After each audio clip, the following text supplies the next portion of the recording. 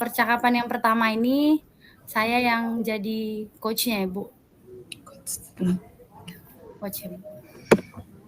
Iya.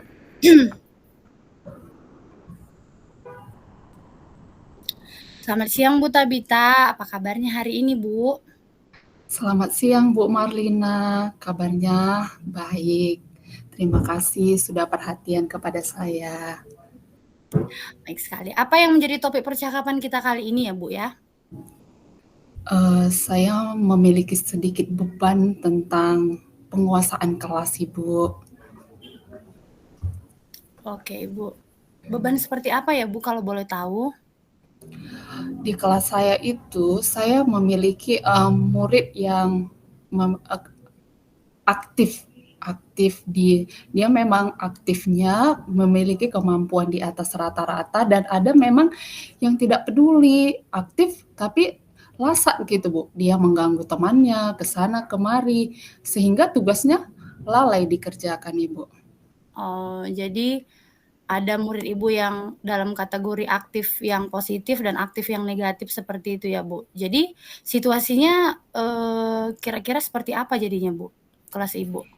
Jadi di kelas saya itu Ibu, pada saat saya menerangkan, jadi saya konsentrasi saya buyar gitu Bu, karena siswa saya yang memiliki kemampuan di atas temannya, dia itu cepat selesai mengerjakan tugas, apa yang disuruh cepat selesai. Akibatnya dia pergi ke sana kemari, kadang keluar, masuk kelas sesuka hatinya Bu. Dan siswa yang satu lagi itu dia tidak mengerjakan, tapi dia mengganggu temannya, sehingga tujuan pembelajaran saya tidak tercapai dan saya sibuk mengamankan kelas saya gitu, Ibu. Oh, berarti proses pembelajaran Ibu jadi terganggu karena siswa yang aktif tadi dan tujuan pembelajaran yang Ibu harapkan tidak tercapai ya, Bu. Oke, menarik sekali. Lalu, apa yang Ibu harapkan dari percakapan kita kali ini ya, Bu? Saya ingin bagaimana saya bisa meningkatkan kompetensi saya, pemahaman saya tentang pengelolaan kelas. Gitu. Oh, berarti pengelolaan kelas ya, Bu. Berarti Ibu ingin menemukan cara agar murid Ibu yang aktif berlebihan tadi, yang Ibu ceritakan tadi, bisa tersalurkan sehingga proses pembelajaran menjadi lebih menyenangkan ya, Bu. Jadi tapi lebih spesifik saya ingin sekali tahu gitu, Bu, situasi di kelas Ibu itu sekarang seperti apa? Seperti itu. Situasi di kelas saya itu gimana, tidak kondusif gitu Bu. Jadi saya menerangkan, materi belum selesai sesuai dengan tujuan yang telah saya sampaikan, masih jalan di tempat, masih di materi itu saja mengamankan tugas, mengamankan murid-murid saya yang ribut, ada yang keluar masuk, dan ada yang serius. Pokoknya kurang kondusif gitu loh Bu. Nah, kalau tadi Ibu ceritakan situasinya seperti itu, kira-kira menurut Ibu, apa yang menyebabkan situasi tersebut itu bisa berlangsung seperti itu, Bu? Di mananya begitu maksudnya, salahnya itu di mananya itu kira-kira, Bu? Sesuai pengamatan saya, mungkin di kelas saya itu materi atau penguasaan kelas saya belum maksimal ya Bu. Metodenya mungkin kurang menarik sehingga murid saya yang aktif dan memiliki kemampuan di atas temannya itu merasa semuanya gampang diselesaikan. Jadi dia merasa sepele. Dan murid saya yang malas itu mungkin dia ingin aku mau diperhatikan loh Bu, lihat aku gitu. Padahal situasi kelas itu kan tidak hanya 2 orang, ada 30 orang gitu Bu. Jadi saya rasa saya perlu meningkatkan kompetensi saya di bidang manajemen kelas dan memperbanyak metode pembelajaran, medianya yang lebih menarik. Oh, baiklah, Bu. Berarti sebenarnya Ibu sudah mengenal karakter murid Ibu ya kan, Bu? Nah, jadi, situasi seperti apa yang ideal, yang paling Ibu inginkan? Mungkin saya akan menggunakan pembelajaran diferensiasi ya Bu, karena sepengetahuan saya kalau pembelajaran diferensiasi itu kan kita memenuhi kebutuhan murid. Ada yang audio, ada yang kinestetik. Jadi saya lihat murid saya yang kemampuannya di atas rata-rata itu mungkin dia lebih condong ke kinestetik ya, banyak bergerak. Mungkin saya bisa mengelompokkan nanti di kelompok teman-temannya yang sedikit pendiam, apa yang disuruh diam, mungkin seperti itu. Jadi dia bisa menggerakkan temannya. Dan murid saya yang cenderung lasa, mungkin kurang perhatian tadi Bu, saya mungkin bisa membuat auditori, jadi dia lebih jelas gitu. Jadi setiap pembelajaran itu mungkin ada video yang mereka lihat seperti itu, Ibu. Oh, berarti situasi kondusif yang Ibu harapkan itu berarti pembelajaran yang menyenangkan, yang bisa mengakomodir murid Ibu yang aktif tadi lah ya Bu, yang aktif dalam hal positif dan negatif tadi. Seperti itu ya Bu ya? Ya, Ibu. Nah, jadi menurut Ibu dengan situasi yang baik tadi itu bagaimana cara Ibu bisa mewujudkan itu Bu? Melalui yang tadi Ibu sebutkan tadi pembelajaran diferensiasi ya Bu ya? Sesuai pemahaman saya, pembelajaran diferensiasi kita harus mengenali dulu kebutuhan murid kita, terus kita setelah mengenali, kita mengelompokkannya sesuai kebutuhan dan mencari referensi media pembelajaran yang sesuai dengan minat dan bakatnya. Jadi, bisa ada saling kolaborasi, saling membantu. Jadi yang, eee, tadi yang super, aktif dan memiliki kemampuan di atas rata-rata. Jadi melalui pembelajaran diferensiasi ini dia bisa membantu temannya. Jadi dia tidak harus lagi masuk keluar kelas sesuka hatinya dan begitu juga yang tadi Ibu. Oke, baiklah. Sepertinya gagasan Ibu tadi sangat menarik ya, Bu, ya. Jadi, dalam pembelajaran diferensiasi tadi, eee, seperti apa alurnya, Bu, untuk Ibu, fasilitasi anak tersebut yang betul-betul real lah seperti itu, yang bisa Ibu, wujudkan? Saya akan mencoba mengimplementasikannya langsung di kelas saya, Ibu, dengan persiapan saya dulu yang lebih matang, gitu, Ibu. Oke, lalu kira-kira Bu, apa yang perlu Ibu siapkan untuk itu selain tadi RPP modul ajar ya Bu ya? Heeh. Apalagi kira-kira Bu? Pertama sekali saya harus mendata murid saya sesuai karakteristiknya. Kemudian pengelompokan kelas tempat duduk. Jadi dikelompokkan dan kemudian itu masuk manajemen kelas juga ya kan Ibu. Dan pembuatan medianya, media sesuai dengan kebutuhannya. Jadi kalau dia kinestetik, dia memerlukan media seperti ini, LKPD-nya seperti ini. Dan juga di akhir mungkin refleksi pembelajarannya ya bisa berbagi di depan kelas sebagai presentasi kayak gitu Ibu. Oke, baik sekali ya Bu. Jadi awalnya berarti Ibu mempersiapkan asesmen diagnostik lah seperti itu ya kan Bu. Lalu, bagaimana Ibu bisa memastikan hal yang tadi, yang Ibu gagas tadi itu bisa berjalan Bu, seperti itu? Saya rasa setelah saya melakukan ini kan sudah dikelompokkan, jadi saya dapat mengontrol langsung siswa-siswa saya yang memiliki keaktifan yang lebih dibanding temannya. Jadi saya bisa ke kelompok yang ini, mungkin di sini ada kelompok yang tadi kan ada yang super aktif satu, temannya yang agak pendiam. Mungkin kan jadi lingkungan kelompoknya kan lebih kondusif gitu, Bu. Jadi ke kelompok lain. Jadi saya bisa memantau secara langsung gitu lah, Bu. Oh, berarti Ibu memantau secara langsung ya, Bu. Wah, baik sekali ya, Bu. Jadi saya pikir untuk gagasan Ibu sudah sangat baik lah gitu, Bu.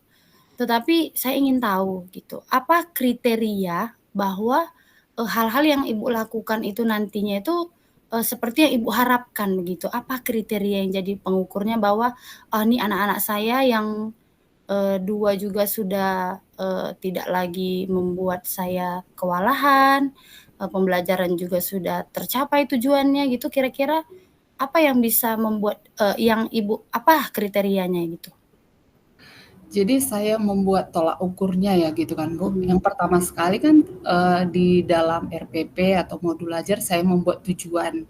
Jadi setelah pembelajaran ini nanti, Nah, murid-murid saya dipastikan harus mengetahui ini.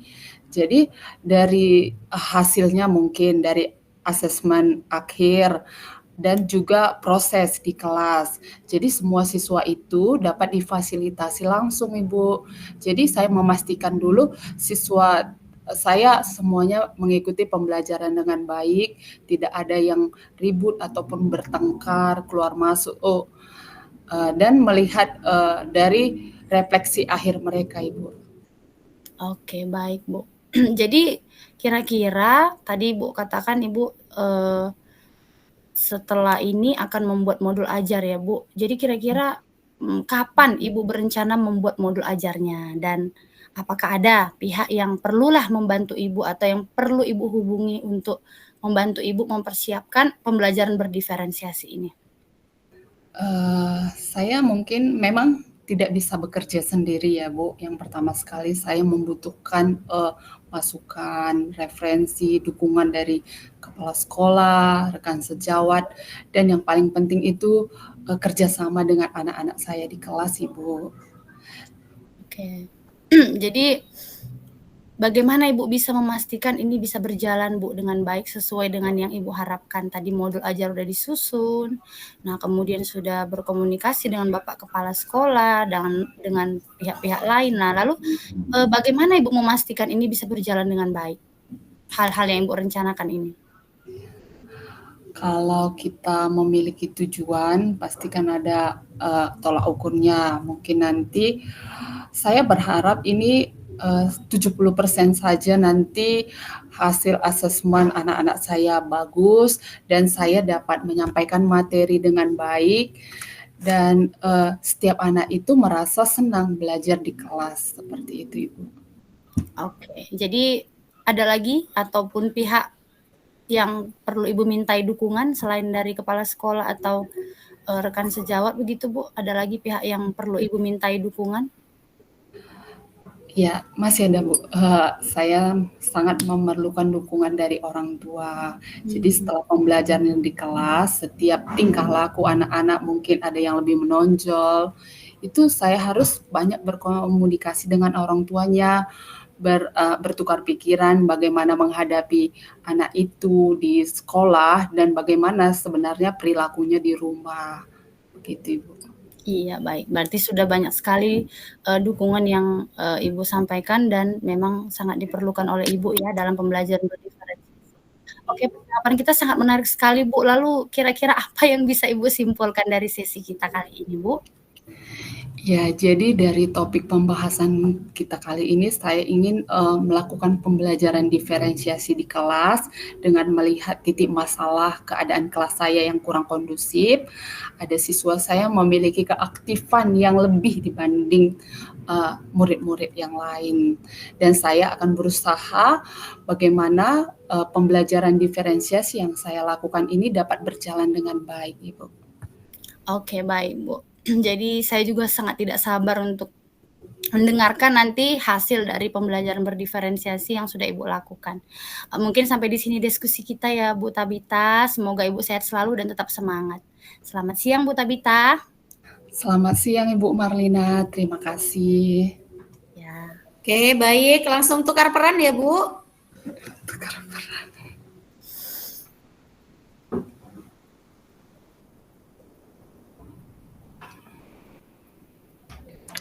Halo Ibu Marlina, selamat siang. Apa kabarnya hari ini? Halo Ibu Tabita, saya sebenarnya agak sedikit galau ini, Bu. Adakah yang bisa saya bantu, Ibu? Iya, Bu. Jadi saya, sebenarnya mengalami permasalahan, Bu, dalam, materi pembelajaran IPS, Bu. Biasanya materi lain sih tidak masalah ya, Bu, maksudnya, bisalah saya atasi. Tapi untuk materi, peta ini, Bu, dalam pembelajaran IPS saya masih ada sedikit galau begitu, Bu. Bagus sekali ya Ibu Marlina, jadi materi lain mungkin agak mudah ditangani, jadi materi peta ini yang agak sedikit sulit ya. Iya, Bu. Eee, apa tujuan Ibu dari permasalahan ini Ibu Marlina? Iya, jadi saya ingin menyampaikan bahwa ya, saya ingin Bu, siswa-siswi saya itu yang bermasalah dalam pelajaran peta itu, bisalah Bu, mencapai tujuan pembelajaran yang saya harapkan Bu, karena memang nilainya, untuk, materi itu atau kompetensi itu cukup, rendah lah Bu, dari yang saya harapkan seperti itu. Hanya 60% Bu yang berhasil dalam pembelajaran materi peta ini Bu. Jadi saya ingin mendapatkan solusi lah Bu dari permasalahan saya ini. Oh, seperti itu ya Ibu, mungkin agak sulit diterima anak-anak. Apa yang sudah Ibu lakukan, eee, pada pembelajaran materi peta ini sehingga Ibu dapat menyimpulkan bahwa itu sulit gitu?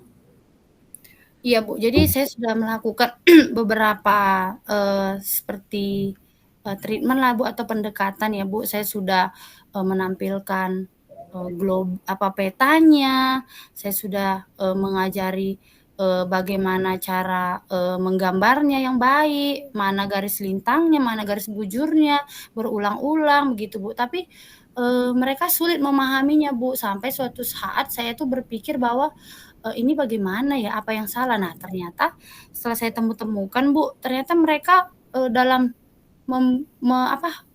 menggunakan pengukuran aja pun itu masih belum, berhasil secara 100% Bu, begitu. Misalnya saja penggaris itu kan Bu, saya suruh misalnya, 5 senti ya Nak, atau 3 senti jaraknya ya. Nah, ternyata waktu saya lihat, wah cuma 4 senti Bu. Ternyata mereka mengukurnya tidak dari 0 Bu, dari 1, gitu Bu. Ya ya Ibu, tadi sudah Ibu melakukan berbagai cara ya, dan yang menjadi tantangan juga sudah banyak ya Ibu, itu tantangan dari murid. Kalau tantangan dari Ibu sendiri gimana? Sepertinya memang saya juga, melakukan model pembelajaran yang sama saja Bu untuk semua materi gitu. Saya tidak mengkhususkanlah sebuah model yang, memang paslah Bu dengan, materi peta ini Bu. Itu juga sih Bu kesalahan saya Bu. Ibu sudah mengetahui titik masalahnya dan Ibu sudah mengetahui juga tantangan baik dari Ibu sendiri dan murid-murid Ibu sendiri. Apa ide yang dari Ibu sehingga pembelajaran peta ini dapat diterima dengan baik oleh anak-anak dan tidak menyulitkan sehingga kita tahu asesmen akhirnya memuaskan seperti itu Ibu? Dari permasalahan tadi Bu, baik dari murid maupun dari saya, mungkin dari sayanya dulu ya Bu. Itu mungkin saya harus membuat model pembelajaran yang memang, bisa menarik perhatian mereka Bu. Jadi tidak monoton hanya peta saja Bu, mungkin saya bisa menggunakan media lain mungkin ya Bu. Kemudian mungkin saya, bisa kembali lagi mencari waktu, agar saya bisa memberikan pelajaran tambahan untuk khususnya, mereka paham tentang pengukuran atau menggunakan penggaris seperti itu, Bu, supaya nanti pas, prakteknya mereka bisa menggunakan, pengukuran itu dengan benar, jadi tidak ada kesalahan seperti itu, Bu. Oke, bagus sekali ya Ibu. Jadi Ibu sudah punya planning ya, bagaimana nanti diajarkan sehingga hasilnya lebih baik. Nah, dari situ apa yang Ibu butuhkan sehingga yang Ibu inginkan itu sesuai dan dapat berjalan dengan baik? Mungkin saya perlu untuk mencari referensi, Bu, gitu, dari, pembelajaran-pembelajaran guru IPS yang lain, media seperti apa sebenarnya yang paling menarik untuk, murid-murid saya ini, Bu, gitu. Nah, kemudian saya juga perlu, mungkin dukungan dari rekan sejawat ya, Bu, khususnya mungkin, guru-guru matematika, Bu, mungkin ya, supaya mereka bisa lebih paham tentang bagaimana untuk perbandingan skala-skala yang memang agak sulit itu ya, Bu. Perbandingan 1 banding 1.000.000, memahami itu bagaimana mungkin, eee, mengganti ukuran dari kilometer ke meter, itu mungkin kan mereka harus dari dasar lagi diajari, mungkin saya butuh dukungan yang seperti itu, Bu, gitu. Baiklah Ibu, setelah Ibu paparkan mungkin marilah kita bahas strategi Ibu. Tadi kan Ibu mau membuat pembelajaran menyenangkan. Sekarang kan begitu banyak sekali metode pembelajaran yang menyenangkan.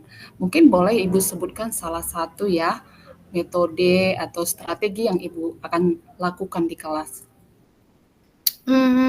Memang saya pernah Bu menerapkan, ini, tapi waktu itu hanya masih dalam tahapan PPG saja, untuk tugas saja Bu. Jadi saya pikir ada metode yang memang dekat dengan anak-anak sekarang itu namanya Google Earth Bu. Jadi memang ada di HP, jadi mereka bisa, buat sendiri dari waktu ke waktu Bu. Memang belum pernah saya coba, tapi saya pikir-pikir boleh juga itu diterapkan supaya mereka itu, eee, yang sering-sering megang-megang HP itu bisa ya Bu, sering-seringlah, mengetahui tentang letak titik koordinat, garis lintang, garis bujur, mungkin seperti itu langsung dipraktekkannya di HP-nya Bu, daripada, misalnya saya harus mempraktekkan sendiri di dalam kelas gitu, mungkin kami bisa bersama-sama menggunakan teknologi yang seperti itu Bu. Oke, bagus sekali ya Bu. Jadi pertama-tama kita perlu juga memahami kondisi anak didik kita, bagaimana saat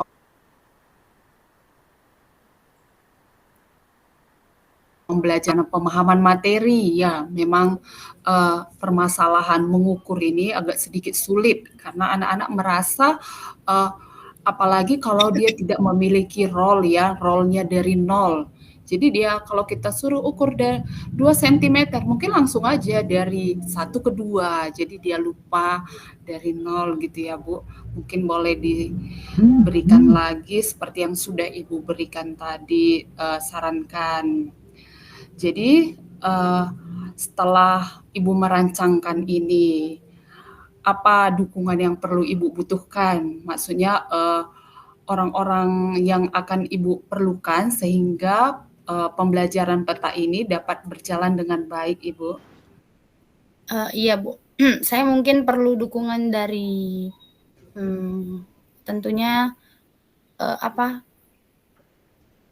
Ibu kepala perpustakaan ya Bu, yang menyediakan itu ada buku-buku peta yang memang harus kita pinjamkan kepada mereka. Jadi anak-anak itu sendiri, punya, atlas yang di dalamnya ada peta yang bisa mungkin secara perorangan bisa membantu mereka. Saya juga mungkin bisa, mendapatkan dukungan dari rekan sejawat bagaimana menciptakan pembelajaran, berkelompok yang lebih menyenangkan atau tutor sebaya gitu Bu. Jadi yang, mungkin murid-murid yang tadi sudah paham tentang pengukuran atau, membuat peta itu bisa mengajari temannya yang, kesulitan dalam menggunakan penggaris atau roll tadi, seperti itu ya Bu.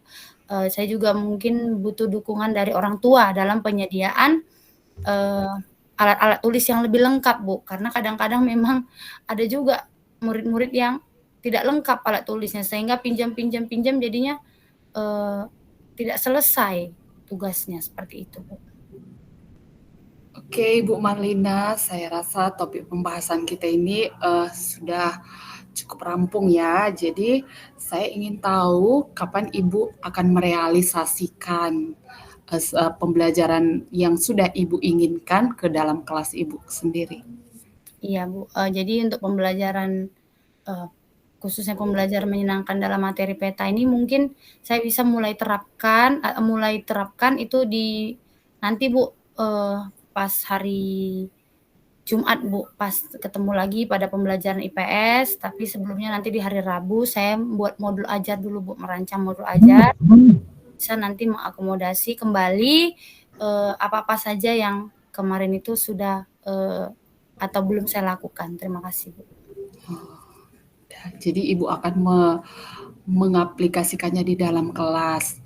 Tadi kan pertama asesmennya rendah. Nah, menjadi tolak ukur sehingga anak-anak sudah tahu ini mengukur, mencari skala. Apa tolak ukurnya yang Ibu pakai? Iya Bu, jadi tolak ukurnya itu adalah mereka itu bisa ya Bu, menghitung jarak sebenarnya, jarak pada peta, menentukan skala dari peta yang mereka gambarkan, seperti itu, Bu. Mereka bisa menentukan itu secara mandiri, begitu, Bu. Oke, sungguh luar biasa sekali ya Ibu Marlina. Saya rasa topik pembahasan kita cukup sampai di sini dan saya tunggu hasil akhirnya ya. Dikabari ya Ibu Marlina. Selamat siang. Terima kasih Ibu Tabita, selamat siang. Oke, baik. Kalau